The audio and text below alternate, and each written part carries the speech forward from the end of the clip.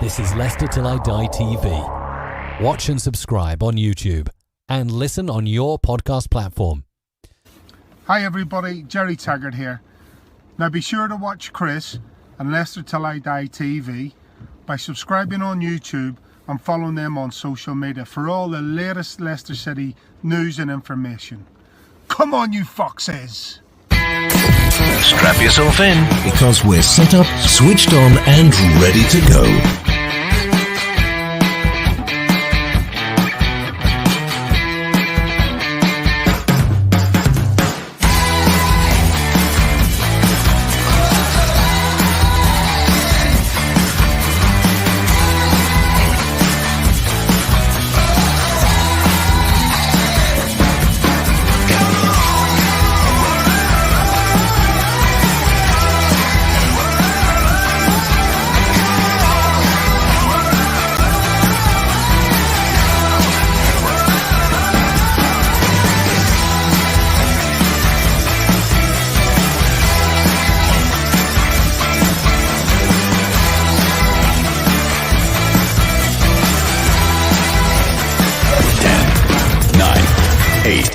Seven, 6, 5, 4, 3, 2, 1. And it's live. Good evening, fellow Fox fans. How are we doing? We've got a game on Thursday. It's great. We can talk about football again. We can talk about an actual match. Isn't that great? And there's not an Arsenal, a Spurs, a Man United, Man City, Chelsea. Nothing to do with them at all. It's a small case of Leicester versus West Bromwich Albion. Do you remember the last time we played? All the way back to the opening day of the season. Hey, this is Leicester Till I Die. You can catch us on YouTube, Leicester Till I Die TV. You can catch them. Please hit that sub button and give us a support. We're trying to get the numbers up. Facebook, Leicester Till I Die, the group. Twitter at LeicesterTID. Let us know your comments on this upcoming game. It's a 6-pointer. We want the 3 points because we want to cement our place in the top 4. West Bromwich Albion, they want the 3 points for slightly different reasons. I tell you what, whether you want points or whatever, this is something you are going to want. Barry Pierpoint's minding my own football business. You've heard me mention this. You've still got time to get 30% discount to celebrate his birthday. He was trying to tell us it was his 30th birthday, but I think it was actually his 130th. But it was Leicester City's first chief executive way back in the 90s. And if you're old enough to remember all the Pierpoint outposters, give it a read. It will change your mind about him. It really, really will. And if you're too young to remember the 1990s, I hate every single one of you that does. It's worth a read because it's about the history. Go onto his website, all the W's at mindingmyownfootballbusiness.com.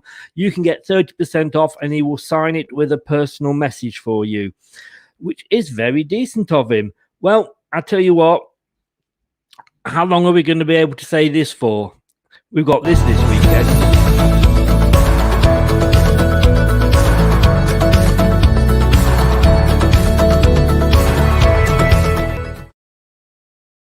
And I promise you, this is going to be the only time I'm going to mention the ESL. I was talking to Matt, the West Brom fan, who's joining us in a minute, about these online, where would we be in the league, without the 6 teams that are in it. West Brom would still be one off bottom, but although that would be 13th rather than 19th, so they'd be safe. If we took all the results out of the games that we played against the top 6, guys, we're only second. West Ham are top. Should we let them stay? Yeah, I think we'll let him stay until the end of the season. We might do better with it. Hey, look, he's been waiting patiently. Let's get him in. Otherwise, he'll probably want to go. We're going to welcome Matt, the West Brom fan. Sorry, I know. Hey, in all honesty, I don't really dislike West Ham. I'm quite happy they're doing well. I think the fans deserve a bit. It's the West bit, I'm old. Yeah. And to be honest, I think I'd rather be in West Ham's position than our position. But beggars can't be choosers. It's the first time tonight I've seen you without a smile on your face, and I've got to say, Matt, and I said before, West Brom fan with a smile on the face. Well done. Thank you. I mean, you could argue the last two games have got something to do with that, but I think it's sort of the motto as it goes, being an Albion fan, is if you don't laugh, you'll cry. So it's you got to keep smiling. I did say to you before we came on live, it was like that for many, many years being a Leicester fan. You know, we got promoted out the second tier more times than any other team, along with Manchester City. What that tells you is we also got relegated from the top tier more than any other team. So, yeah, I tell you what, I know what it's like. But it's been a long time. It was like back in August, wasn't it, when we last spoke? And you were full of high hopes for the new season. Yeah, they swiftly diminished on our behalf. But, yeah, it seems ages ago since that first game. All the way back in the summer.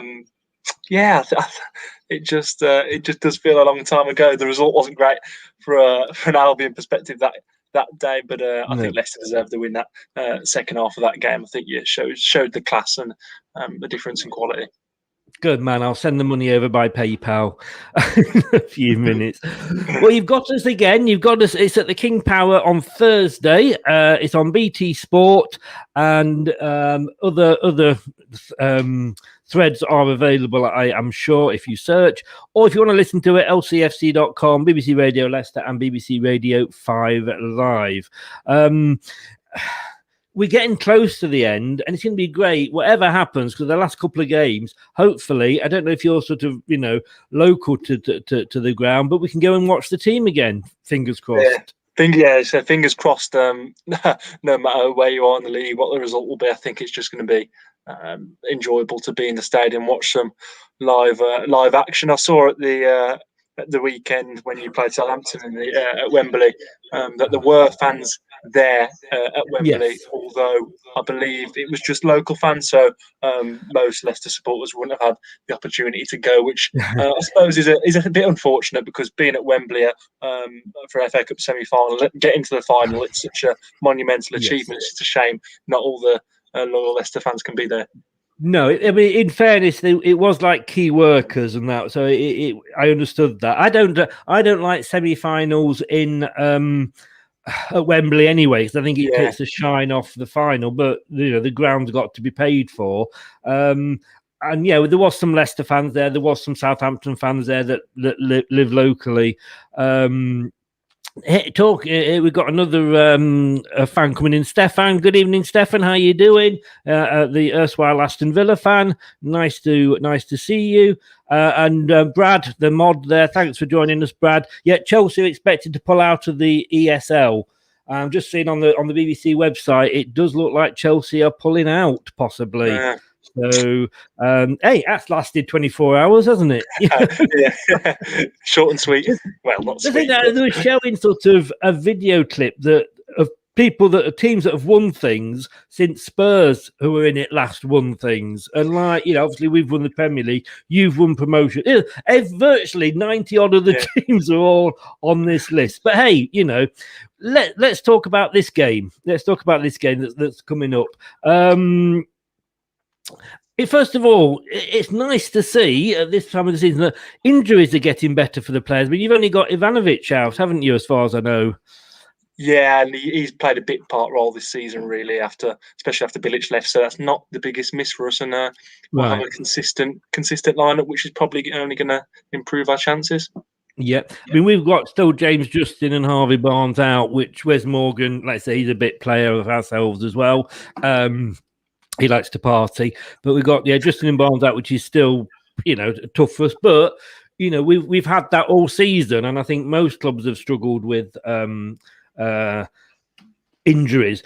What got me was because the team that we put out, and you said you watched. Did you watch the semi-final? Did you say? Yeah. From a neutral point of view, and I'm just detracting because I'd love to hear what you think. I was pretty much struggling to keep my eyes open. I mean, we'd put our best team out that was available. The big miss probably was Harvey Barnes, but it was a dire game, wasn't it? It must have been from a neutral's point of view. You must have been thinking, what am I doing? Yeah, I mean, if you compare the two semi-finals between the City and Chelsea and your clash against Southampton, I do think the City-Chelsea game was a bit more open, a bit more entertaining. But some of the big games we've seen in the past, I always think Man United, Liverpool often fails to live up to expectations. It's cagey, and it's a big achievement for both Leicester and Southampton, especially to make it to the final. So probably a few nerves going around, and I'm not sure there's anything more that Rodgers could have done on behalf of your team selection. Same with Southampton, really. I think it was the fact that he'd got two teams there that, well, we've not been in a final. We've never won a final, but Southampton, it's been years, and you could see the nerves almost. It was like it was like for Chelsea and Man City. It was like, well, if we, it's like a bus. There'll be another one along, next season. Where for us, it was you could see that. But were you thinking that we've got this game coming up on Thursday? Were you kind of hoping that Southampton would beat us so that we'd be on a downer coming into the game?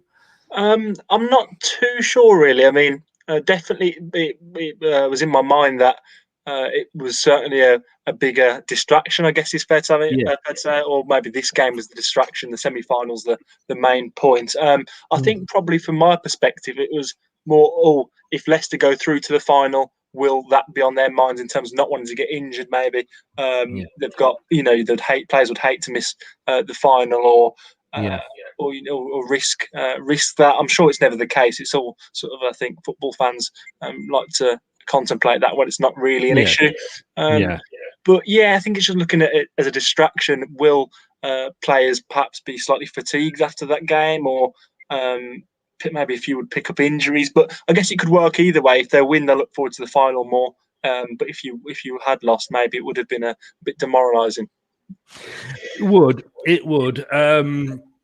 I mean, I'm going to have to be honest with you, and no disrespect to West Brom. I mean, we've played each other this season already. I know you can never this season has got to be the worst season for actually trying to predict what's going to happen, because certainly for Leicester, like I say, you can play like we played against Man United one game, and the same team can be the one that plays against Southampton and be awful. We did get a good start to the season with yourselves. In fact, September, I thought it was August, it was September. Of course, it started later. And, looking where you are in the league, and no disrespect to you, this is one of those games that we would normally have marked down. And actually, I'm trying to say this nicely, but there isn't any nice way of saying it. But it would be one of those games where we'd look and think like 3 points for us. But bloody hell, these last two games, what have you been doing? I think Big Sam's had enough, and he's just said to the players, "Do what you want. I'll sit there and take the credit for it."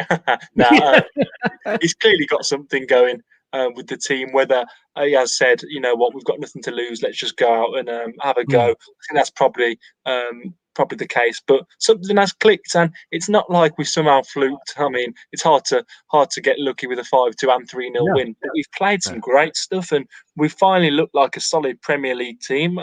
It's taken all the way until April, but I've got to give them credit where credit's due. They have really performed well these last couple of games. I mean, I was speaking to a Southampton fan for the preview, the opposition view show before the FA Cup semi, and he was absolutely devastated.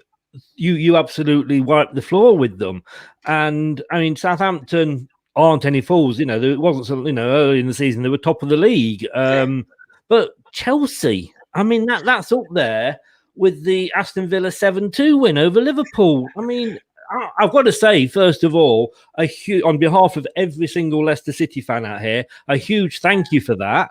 Because that was like, we were losing to West Ham and you were going and doing that to Chelsea. That was, yes, mate, thank you very much. But you couldn't have seen that coming if you'd been a clairvoyant, could you? No, especially once we went 1-0 down. It was, here we go again. We know how this one goes, but with a red card, you probably think Chelsea are going to have the upper hand. But no, definitely didn't see it coming. And we mentioned there Ivanovic missing with injury. I think it was actually that injury that Ivanovic suffered that caused the sort of style and the change in mentality from the team, because we took him off and brought Robinson on, who's an attacker, following Thiago Silva's red card. And from that moment on, we were the better team. We looked like the Champions League team, in all honesty. And I'd say even with 11 men, I think the performance we put in that day, we would have given Chelsea a really good game. So yeah, definitely didn't see it coming when went 1-0 down. But it's sort of that character as well to respond, which we haven't really seen too often this season. It's one of the things I'd criticise this team for over the majority of the campaign. But again, in that Chelsea game, they really showed quality in abundance. It is, and it's even if you do go down, and obviously you're not down yet, that's one of those games. It's like when we beat United 5-2, and it was odds on we were going to go down. That's the memory that you'll take with us, that you've beaten Chelsea. The 5-2. You can hold on to that, can't you?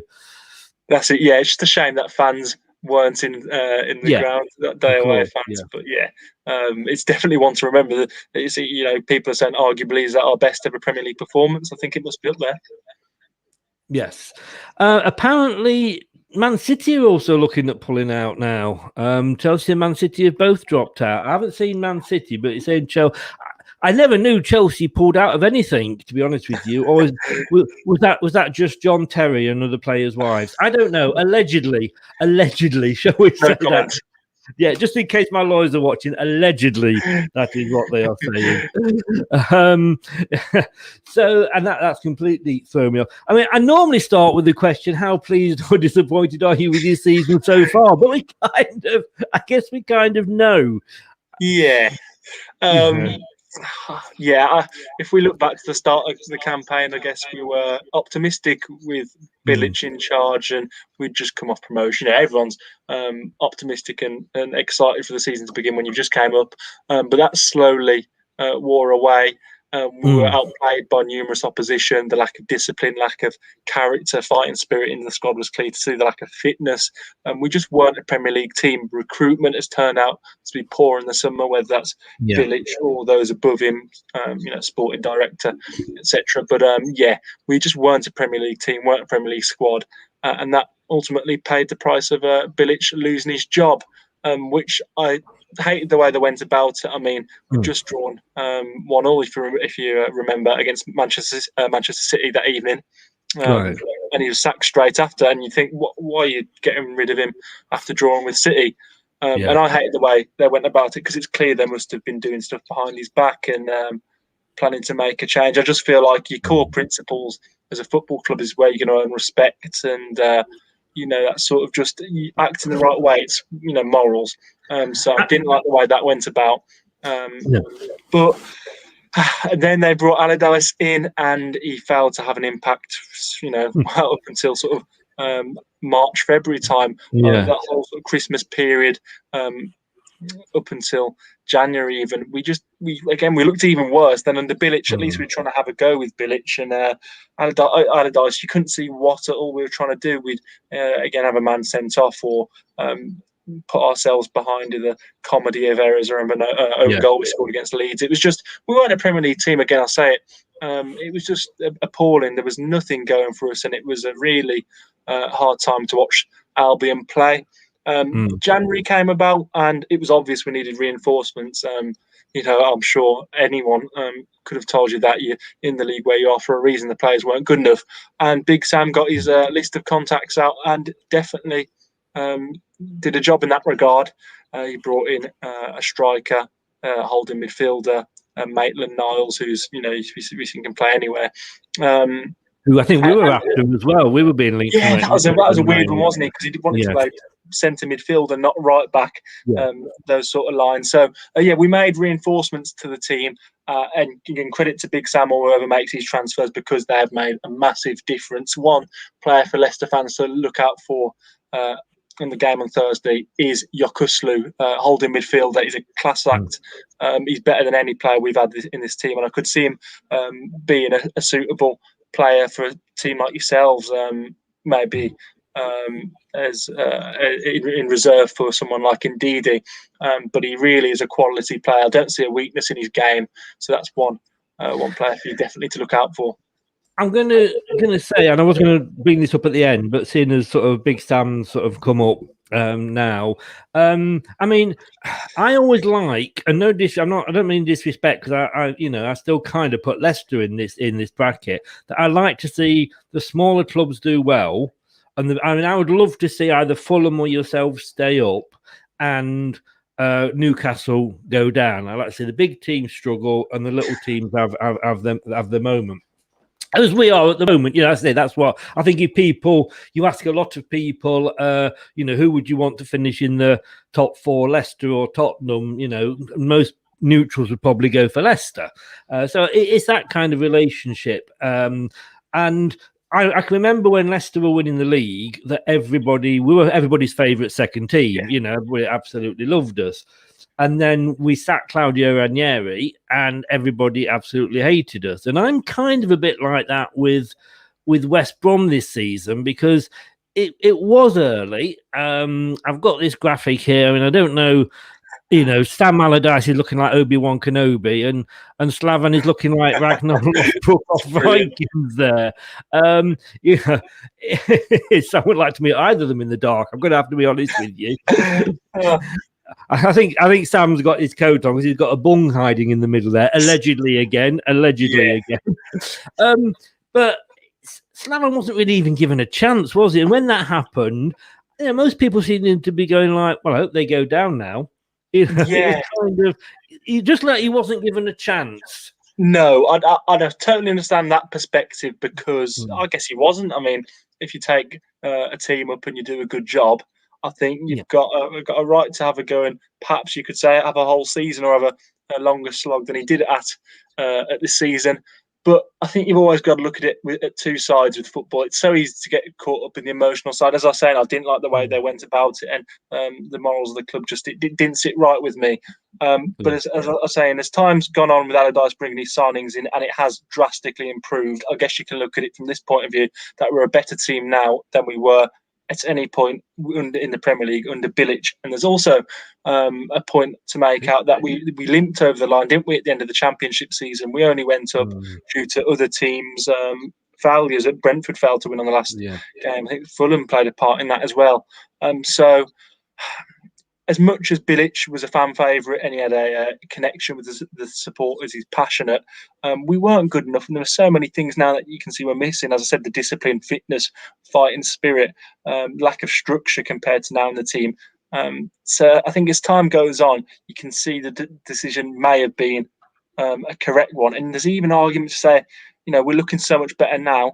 If they'd done it sooner, who knows? Because I know it's only been 2 games, and we could lose every game from now till the end of the season. But Allardyce has made an impact, and we are looking much better now. So there's always two sides to look at it. But as I didn't like the way Bilic was sacked, and I'm still hope he has all the best in success in the future. I mean that's very, very interesting because from an outside point of view, like you say, we don't obviously see the full picture.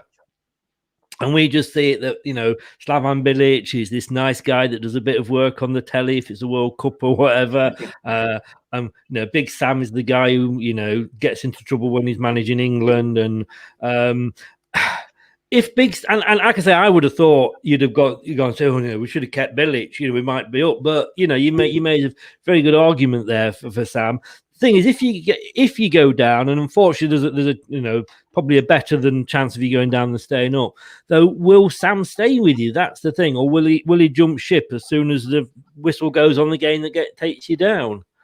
Well, if you asked me this before these 2 fixtures, I think Albion fans would have been pretty much united in saying that he'll be gone at the end of the season. Will he have much interest in managing the Championship, or has he really impressed? Maybe performances have been a bit better, but if he hasn't got the results, will he really have that desire to stay on? But now, after 2 wins, in confidence is, I wouldn't say flowing, but there's certainly a lot more there than there was previously. I think there's been quite a bit of talk about Allardyce perhaps staying on for next season, and you might say surprisingly, there's quite a bit of support for him to do so amongst the Albion fan base for next season. I think, especially as a club who aren't totally overwhelmed with their ownership, and money is never there to be thrown about with Albion. I think if we can go into next season taking some sort of form or some sort of substance from this year or these little spell of games at the end, and continue that next year, whether that's in the Championship or who knows. I think the best chance to do so would be under Allardyce, and that would mean, of course, him staying on. And I think, say if we ran a poll now, I really do think the majority would want him to stay on. Whether he'd want to is another story. But yeah, I'd be, happy to see him there next season. Yeah, Brad there was saying a lot of the fans love him, but he fell out with the board members when he was at West Ham. Possibly the same going on happened at West Brom. Yeah, Andy's saying there, I heard he's on a 10 million bonus if he keeps you up. That's all right for some, isn't it? Yeah, I mean, not sure 10 million, but we can both say pretty confidently he'll have deep pockets when if we do stay up. That said, there's a lot to be said. A la Norwich, keep your manager. A la Burnley as well. Burnley did it when they went down with Dyche. You've got to keep that continuity. You can't keep, and we know we've been there. We went through a period where we're changing our managers every 18 months. You've got to have, and it hasn't got a bad record. He has got teams out of, although this will break his record for keeping teams up. And thank you for that if you do go down, because it will shut him up about it. But, he can get a team out of the championship. So, you never know. I'm just looking at looking at you here. I mean, you've only won 5 games all season. So before that, those recent 2, it was 3 all season. It's not been, like you say, 4. You've got to do something, and you've got to do something now. Yeah. Yeah. What more to say? Yeah, for sure.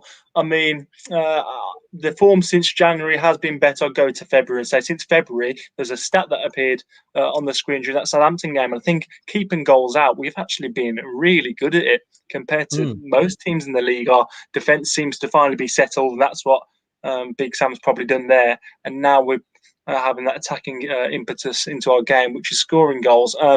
But it's those signings. Who knows if we'd brought the players in who brought January's players in the summer, who knows where we'd be? Because as I say, they've really made a difference. Bringing in that experience and know-how has made the world of difference to the team. And we look solid and look stable now. So who knows if it could have been any different if they came in during the summer. But we didn't do enough up until February or up until Allardyce has got his teeth into the squad and working with them on the training ground. But yeah, it wasn't good enough up until a couple of months ago. I mean, you just backing up the point you said there, your average goals conceded per match is 1.9, which, you think, well, how is that good or bad? I mean, Leicester's, by comparison, is 1.2. So that's not bad. You've kept 6 clean sheets. Leicester have only kept 10. Your problem here is average goals per match. Like we're 1.77, you're 0.9. That's, I think, where you've been let down a lot. Because you've been creating chances. You've certainly been creating, it's nearly 0.94 chances a match. We're only 1.23. But you just haven't been converting them into goals. That's it for sure. I mean, recently, prior to these 2 big wins, we were creating chances and we brought in Diagne from it's a Turkish team. I want to say Galatasaray there, but I don't want to be incorrect, so I'll let Google answer that one. But and he has offered a lot in terms of being a target man and someone to play off, although his finishing is arguably weak. But prior to his arrival, we had, again, little to nothing up front. Under Bilic, again, we looked to have a go, but nothing was too convincing. We didn't have a striker. We looked to bring in Karlan Grant from Huddersfield, and he just has failed. He's failed to have an impact. He doesn't like a Premier League player. I'd say the one quality player we have got is Pereira, creating opportunities. And I think, again, he's another player that could really step up, put a clinical finisher in front of him, then who knows? But it has been a problem, even with Diagne coming in January. I remember you mentioning. I remember you mentioning Pierre in the first show as somebody that you were going to look forward to having a good season. But go down, do you think you could keep hold of him, or do you think he would move on? I'd love to say we keep hold of him, and I don't think he's the sort of player that's going to force his way out the club by being disrespectful and going on strike, as we've seen it happen when last time we went down. I mean, and he's known to have sort of a ruthless streak in him and not be the easiest player to manage. But I think pretty much ever since he's been at Albion, he's been a pleasure to watch, and felt a connection with supporters. He's let himself down on a few occasions with diving and a few unnecessary red cards, but he's been a pleasure to watch, and as I said, he's really engaged with the supporters. So he probably will want to leave, as every player wants to play at the top level, but I wouldn't begrudge him from wanting to leave, and I wish him all the best. And in some ways, you want to see the better players who have played for your club go on and improve to bigger and better things. The same with Harvey Barnes. I would have loved him to stay till the end of the season, but the fact he's going to, well, hopefully, I was going to say going to the Euros then. I'm not sure how his injuries are looking, but he's done so well for Leicester since coming back from Albion. And, every time I see him do well, I always cheer him on, because you know what it's like. I'm delighted to see him doing well. So the same would be said for Pereira. I'd love him to go and light up a big league. When Barnes plays for England, you'll be sat there going, I used to watch him. You remember when he had this horrible blue and white stripy shirt on? At least he didn't wear the barcode. Exactly, and thank you for warming Harvey Barnes up, because since he's come back, he has been brilliant. A couple of things, Rob saying that, and it's just come up on the BBC. Chelsea and Man City are preparing to withdraw, so it looks like that is going to collapse. I honestly don't think they were expecting the backlash that it's got. My worry is, just to go off to sidetrack for a minute, is they will now start talking to UEFA and get more money because we're staying, so give us more money, but we'll see. Robbie's, I'm going to ask you a question here. You were currently 9 points from safety. Can you seriously get out? And I know the problem is that Newcastle have started to suddenly find a bit of form as well. The question from Rob, I think the key point there is can we seriously get out of it? I think it would be a miracle if we did, and personally, I can be optimistic at times, but I think even if I'm trying to put my rose-tinted glasses on, or have a positive sort of mindset, I don't think we can get out of it. No, I think we've left ourselves with too much to do, too little, too late. As you say, can we seriously get out of it? Don't think so. If I was being, I said, extremely optimistic, if it was, do you think we have a slight chance? Of course there's a chance, Once it's mathematically possible, who knows, because we've been on a great run. But do I seriously think we can? The answer to that would be no. Yeah.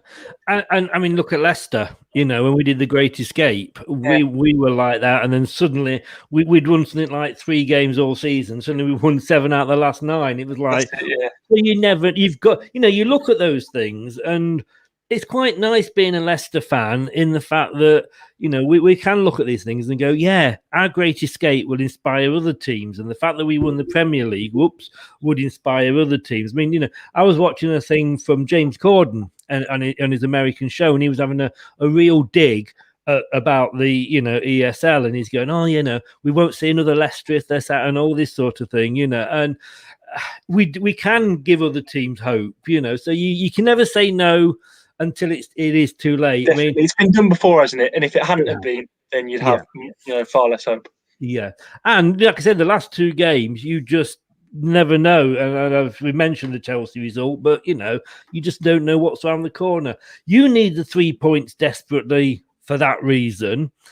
We want the 3 points because we're so close at the top. It's like you can get a bit of paper between each of the teams. We're literally there, although they have played a game more, but West Ham, thanks to you, they're only a point behind us now. Chelsea have come back up. Liverpool were coming back up, and they got that draw, but it's very tight up there. It could be a really cagey game. My worry is who's the greatest need? We're looking over our shoulder at 3 or 4 teams that could possibly catch us. And as you said earlier, you're down there saying, what have we got to lose? Let's just go for it. Yeah, I mean, if we talk about need, then I guess I'd be looking at Leicester and thinking, you've got it, in many ways, you've got it all to lose. In losing your place in the top 4, I mean, you've got to the FA Cup final. So if you could go there and win the FA Cup, how good of a season would that be? I mean, no one's been complaining with that. So let's say there's more pressure on Leicester for sure, because we're pretty much down everyone on the outside. I think we're relegated. I'm sure most Albion fans do. So I think who needs it more? I'd say Leicester. Although if you know what I mean, like if we didn't win, it would pretty much be a nail in the coffin, as every defeat from now to the end of the season would be. The thing you've got to look out for is the fact that you don't know what Leicester's going to turn up this season. as Andy said there, and good good evening, Andy. I'm never any good at getting mornings, evening, afternoons right, I'll tell you. And he's saying never stop believing. It's been a strange season. It has been a weirdest season I've ever known. It's been a strange weekend, hasn't it? Yeah. It has totally, you know. And I would never have thought a team could play like we did and still make it into the final of an FA Cup. But you know, it is a strange season. And if the Leicester that turned up against, say, Southampton or against West Ham the other week, that's the Leicester that turn up, you're going to be in with a chance. But if it's the Leicester that played against Man United, you're going to be blown away, and that's just the thing. And even as Leicester fans, we don't know what Leicester are going to turn out. That's it. Yeah, and I know one person that does enjoy playing Albion. That's Jamie Vardy, so I'm sure he'll be fired up for that one. Well, I don't know, because again, he's not on fire. It's old Inacho. Yes, it is. Yeah. It's taken about 5 seasons, but he suddenly started showing the form that we paid 30 million paid the money for. Yeah, fair play. Saw his first goal at West Ham. Brilliant finish. And I tell you what, I loved when we bought him. I thought brilliant. You know, him and Vardy together. It never clicked. And I've been a very strong critic of him. But suddenly, Brendan Rodgers, because of injuries, was forced to play the way he's playing with the two of them up front. Vardy's not scoring, but he's becoming a keen provider. You know, get him in your team just for his assists. You know, he's amazing, and I don't care who scores either or. But you know, at the moment, Vardy is definitely not on fire, but Inacho is just a god. You know, yeah. I mean, it shows how good Jamie Vardy is in terms of flexibility. He's not only just a goal scorer, and you could say you've watched him for far more years than I've done. Has he adjusted his game to suit those around him, or has he gone from just an out-and-out goal scorer to one playing on the shoulder, using his pace, to actually having that ability and know-how to play his teammates in and join play as a whole? But yeah, again, Rodgers waved his magic wand, and you know, I from an outside perspective, I thought no, as good as Inacho looked at City when he came through there, and it was a good signing when you brought him in. It just never clicked, and sometimes it doesn't. But fair play to him, and it shows character, doesn't it, from a player who might have been written off, and that's what you want to see. Clearly putting that effort in, and when it does go well for them, it's good to see. I've just got a question about the group of players that were caught breaching COVID. I'll try to avoid that. Just wondering if they'll be available for the game, or couldn't you see Rodgers playing? They were back. They were back for the Southampton game for the FA Cup. I mean, it happened. We all have different things about how we would handle it, etc., etc. I think Brendan went down the parent line. What I like to say, the parent line is not the go to your room and you're not having any tea. It was the I'm very disappointed in you. You've let me down. You know, they were dropped for the West Ham game, and what made it worse was that we then lost the West. Had we won the West Ham game without them, it would have been fine. But the fact that we lost, it was all their fault. But they did come back for the Southampton semi-final. Maddison came on, and he had quite. I mean, I think when he came on, it actually put an extra injection into us. I should imagine. Yeah, he was having shots and not many on target. In fact, there was only one shot on target all game, and that was the goal. That kind of sums the game up. But yeah, they will be back. Chowdhury, I can't see him playing, to be honest with you. We kept him in January because indeed he was injured and we didn't have a backup for Mendy. We've now got Ndidi back, Mendy's fit, Chowdhury's number 3. He gets on the subs bench. It's doubtful that we'll see him between now and the end of the season, and I think he'll be gone. Perez started against Southampton. He blows hot and cold. He's been a bit like Hinacho, and he's taken a lot of criticism. And unfortunately, before that happened, he was in a nice bit of form. But against Southampton, it wasn't happening. Maddison, now he's fit again. Whether he'll start depends how, because of course he only played the last 20 minutes of the semi. So don't know whether he'll start against you. It's a hard job to leave a player like Maddison out of the team, though, isn't it? It is. And the problem, just to sidetrack, Arsenal are now pulling out as well, apparently. There you go. I'm going to love this. I mean, it's not only lasted 24 hours. Sit there and watch them all and backtrack from their mistake. Yeah, I mean, I will be honest with you here. I'm not blowing my own trumpet, but I've had sessions with the ex-missus that lasted longer than that has. That's not something you want to think about, is it, really? But no, Maddison, he's got to play. But like I say, it's whether he is totally fit. He wasn't fit enough to play the whole 90 minutes against Southampton. He will play, unless he's, it flares up again, he will come on, hopefully, and play some part against Albion. It's a shame about Harvey Barnes. I was just looking earlier, because you did mention Harvey Barnes. He's ruled out for this game. He may be back before the end of the season. James Justin isn't. He'll probably be out all season. Yeah, so I've liked Justin this season. I've watched him play quite a few times, and he's really impressed with me. We've been quite lucky because, James Justin was bought from Luton. He was never going to have a starting berth. He was a youngster who was going into the development squad. He was going to be eased through, maybe even loaned out like Harvey Barnes. We had so many injuries at the start of the season. I mean, Christian Fuchs, he's played more games this season than he's played in the previous 3 together. We were almost wheeling him out in a wheelchair. It's getting on a bit, blessing Christian. But these players and the youth players were having to come through, and they did a very good job for us. And Justin, it was like he's been a Premier League player. That's the biggest compliment you can give him, for sure. With that, you just slotted in seamlessly. Yes, he so did. And, and the fact that he's our biggest loss at the moment sums it up, sometimes. So, he has been, but we have got a good development section, that goes out and finds these players. We could name them, a long list of players we bought, good value and then sold on.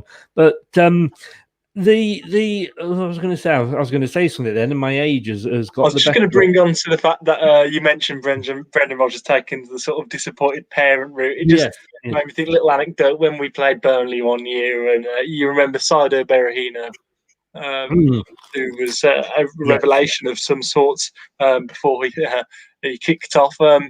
It was Tony Pulis who said, almost like his words in the press conference, that he put him on the naughty step. That was classic Pulis. Yeah. Well, the thing is, you got to love Pulis. I mean, as much as you hate Pulis, you got to love him at the same time. I couldn't say that better myself. Yeah. But yeah, and Brendan said, like, with these players, if you find them, it's a drop in the ocean for them, a couple of weeks' wages. I mean, it's a lot of money to you and me, but to them. So the fact that he dropped them publicly, and the fact to take the wrath from the fans on social media and everything, I think was the bigger punishment, like you say. But a lot of fans apparently are gathering outside the grounds, and fans are going mad. So because of some games, I think outside Chelsea, I think Petr Cech turned up pleading with them. So it's all come falling down, hasn't it? It has. As a squad, as a what's your youth system like? 'Cause I mean, I touched on, that's what I was going to say. I touched on our youth system. Luke Thomas is another one that last season, if you said Luke Thomas, I'd said who? And he's come on, he's played in Europe, he's scored in Europe, and it's a season. So we've been very lucky. And of course, we've got the amazing training facilities now that Harry Maguire kindly paid for with his move. But what's your youth system like? Because I mean, I think more and more clubs are going to have to rely on that because they've lost so much money this past season. They're not going to suddenly find a pot of gold again unless you're obviously Man City or somebody, you know. Yeah. In all fairness, I'd say it's a very good youth system. We've seen players come through who you might not recognise were from West Brom. Off the top of my head, I can think of you've got Chris Wood came through our academy, brought him over from New Zealand. We've seen players in the past that perhaps haven't gone on to fulfil the potential. So it's Berahino, Izzy Brown, Jerome Sinclair, and we've had a few come through in recent years. Raheem Harper, Kyle Edwards, Sam Field, have all gone on to have impressive starts to the careers. Maybe not in the first team at Albion, but going on loan in and impressing. A friend of mine, Morgan Rogers, has gone on to sign for Man City. Now on loan at Lincoln, looks to be a top prospect again. A name to remember for sure. So, and even looking at it now, our youth, our under-18s team has made the quarterfinals of the FA Youth Cup. I believe we reached semi-finals. In the 18-19 season, our talent development, talent spotting has been second to none. I think we've had a really good, solid, stable youth setup for a number of years now. Unfortunately, that's all came apart as of last season. This year, a lot of senior figures have left. I can think of Steve Hopcroft, Mark Harrison. Names that Albion fans would recognise. Restructuring the academy, whether that's right or wrong, the buildings have been separated in terms of the youth team and senior players. That's all, opinion, what you think's right or not. But in years gone by, I think we've got evidence of the youth team producing good prospects, and it's not all about them going on to play for Albion, as ideal as it is. If you can make money off them, or they've gone on to good careers, it's about that as well, isn't it? But if we're looking to rely on it, as you said, like Luke Thomas or Chowdhury at Leicester, I think we've on sort of, I don't want to say fortunate because it's the great work of the academy staff, isn't it? But we'd be in a decent position. Yes, yeah. Okay, I'm going to ask two questions now just to end on. Mourinho was sacked by Spurs.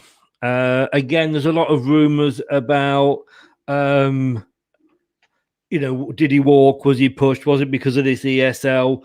And if he walked because of this ESL, he's going to look a bit silly now, isn't he? But, obviously without, the ink wasn't even dry on his, on his goodbye card, and Brendan was being linked with a move to Tottenham. Could you see Brendan going to Tottenham?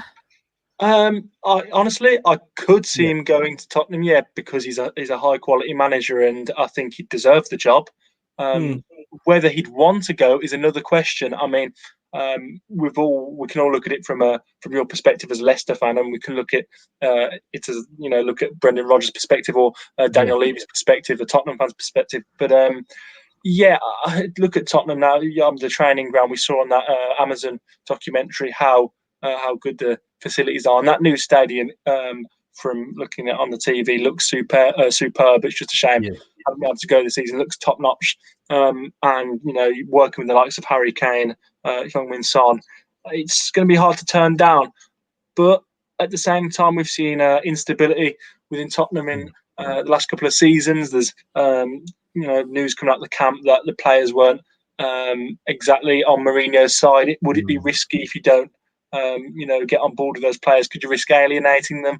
It's a tricky one, because Brendan has built such I think I call it almost it's a dynasty at Leicester, or a force. It just seems like the club has since he joined has just pretty much been like that, on an upwards curve for the majority. And even when the likes of Vardy do move on, I don't think there's anyone better to have in charge. I'm not sure you'd want to swap him with any manager right now. That would be a realistic target. So I could see him going to Spurs. I mean, if you were a manager, despite say of a club of Leicester's level, if you were a manager of West Ham, could you turn down Spurs? It would be difficult. But Brendan's built such a good team at Leicester. It would be difficult. It wouldn't be. You wouldn't snap your hand off and say yes for sure.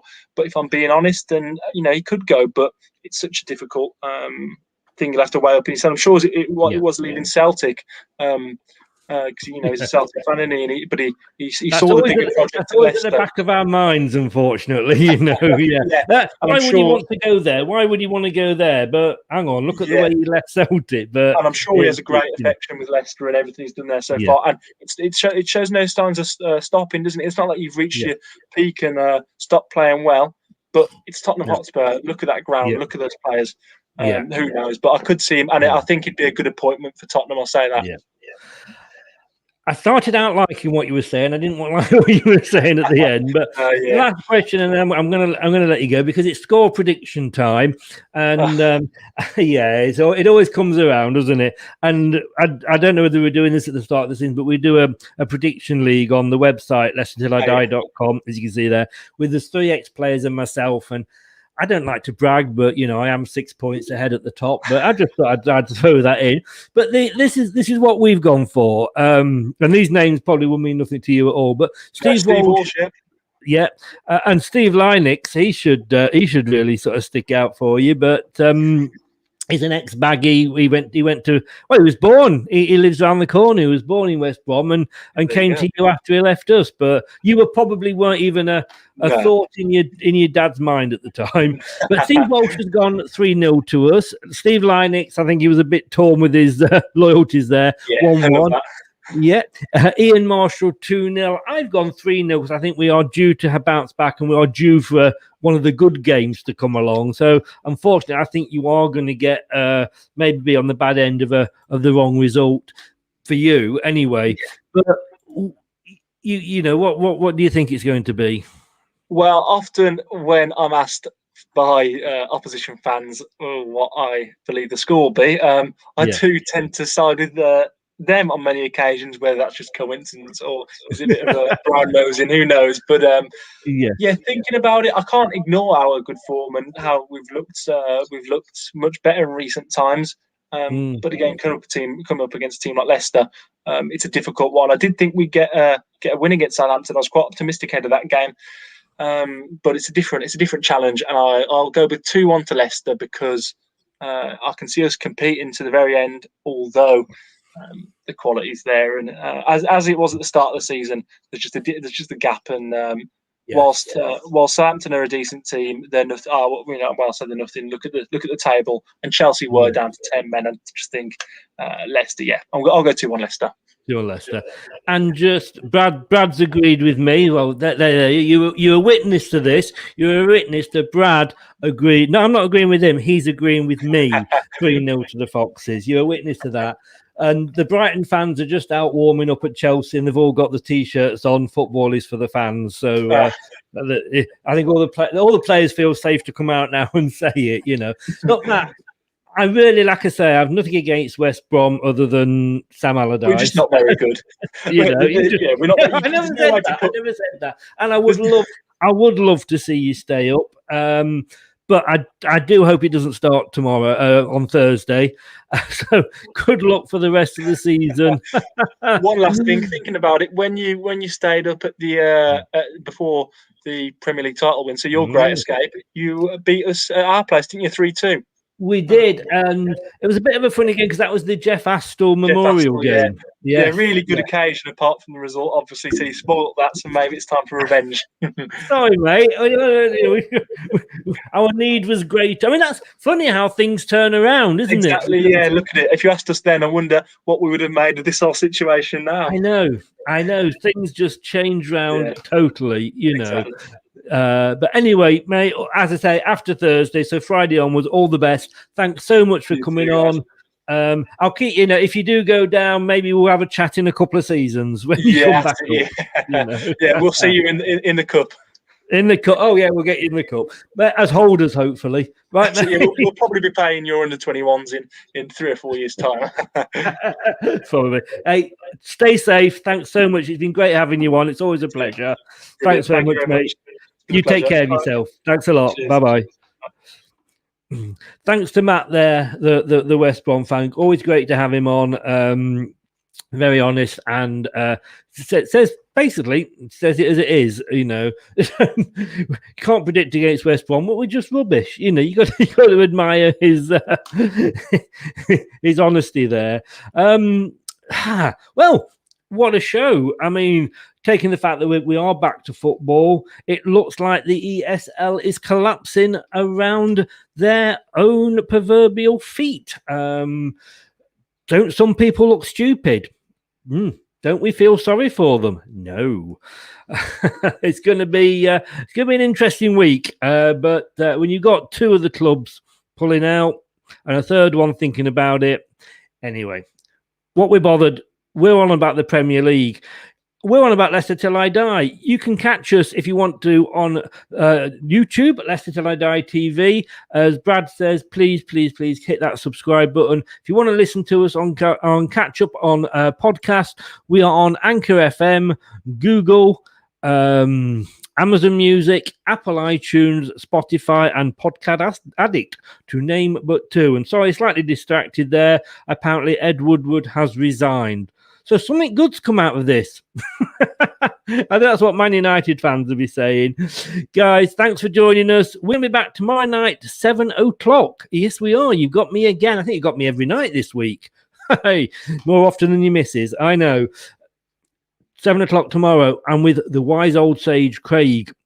Hopefully Steve Lynix. And we'll be doing a preview of the game. It'll be the match preview show. Stay safe, guys. See you tomorrow at 7. Thanks for watching. Matt Elliott here. Be sure to watch Leicester Till I Die TV on YouTube and follow all their social media platforms for all the latest updates and news on Leicester City Football Club. Thanks for watching Leicester Till I Die. This is Chris saying goodbye and see you next time. Some people are on the pitch, they think it's all over. It is now.